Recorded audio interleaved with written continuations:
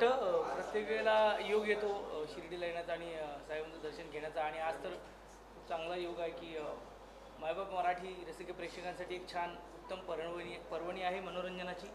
ये रे पैसा तीन, त्यात अमित खोपकर साहेब आणि आमचे संजय जाधव साहेब, विनाथ दत्ती सर, हे सगळे घेऊन आम्ही अख्खी टीमच आज दर्शनाला आलो आहे. खूप छान वाटतं आहे. प्रमोशन एका बाजूला असतं, पण इथे येऊन जी शांतता मिळते, मनशांती मिळते, ती खूप चांगली आहे. आणि खूप बरं वाटतं. उद्या सिनेमा रिलीज होणार आहे. गेले महिनाभर आम्ही संपूर्ण महाराष्ट्रात प्रमोशनच्या गडबडीत आहोतच, पण आज जरा शांतपणे दर्शन, तुमच्याशी गप्पा आणि तुमच्या निमित्ताने मायबाप रसिक प्रेक्षकांपर्यंत पोहोचण्याचं एक वेगळं माध्यम. पण आज खूप छान वाटतं आहे. आणि हीच तर तुम्ही मगाशी म्हणाल ये रे रे पाऊस आणि ये रे रे पैसा, तर पाऊस खूप गरजेचा आहे, प्रत्येकाला गरजेचं आहे, शेतीसाठी गरजेचं आहे, पाण्यासाठी गरजेचं आहे. तसं मनोरंजनही खूप गरजेचं आहे आणि त्या मनोरंजनातून येणारा पैसा हा आमच्या निर्मात्यासाठी खूप गरजेचा आहे. तर एखादं एक सगळं आहे.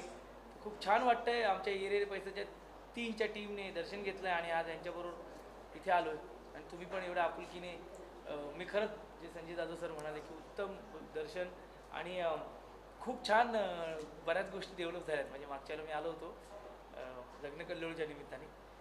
आणखीन काही शेड बनवलेले आहेत, आणखीन गर्दी नीट मॅनेज केली जाते. हे खूप खूप खूप मस्त वाटतं, छान वाटतं. तेजस्विनी मॅडम, पोस्टर पाहिल्यानंतर असं वाटतं की आता मराठी चित्रपट अपडेट होत आहे. मराठी चित्रपट केव्हाच अपडेट झालेले होते. कदाचित आता आपल्याला ते लक्षात यायला लागलं आहे. चांगली गोष्ट आहे. यावर्षी खरंच मराठी चित्रपटसृष्टीसाठी चांगले दिवस प्रेक्षकांनी, रसिक प्रेक्षकांनी दाखवलेत. कारण सलग 3-4 चित्रपट चांगल्या पद्धतीने चाललेले आहेत, गर्दी खेचत आहेत थिएटरमध्ये.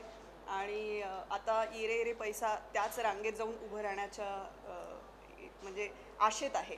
आणि म्हणूनच आज आम्ही बाबांकडे साकडं घालायला आलो होतो. आज गुरुवारचा दिवस आहे, अत्यंत उत्तम दिवस आहे दर्शनासाठी. आणि उद्या आमचा चित्रपट सर्वांच्या भेटीस येतो आहे, जगभरात प्रदर्शित होतो आहे 18 जुलैला.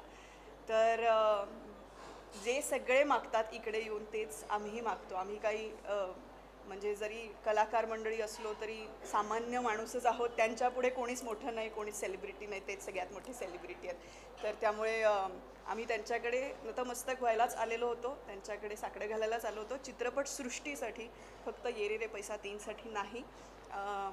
येणारं वर्ष हे पण आणि याच्या पुढचा काळ संपूर्ण मराठी चित्रपटसृष्टीसाठीच चांगला येऊ देत, तो सुवर्णकाळ ठरू देत, अशी आशा आणि अपेक्षा आहे. तर बाबा आमच्या डोक्यावरती कायम हात ठेवत आलेले आहेत आणि ह्याच्या पुढेही ठेवतील याची खात्री आहे.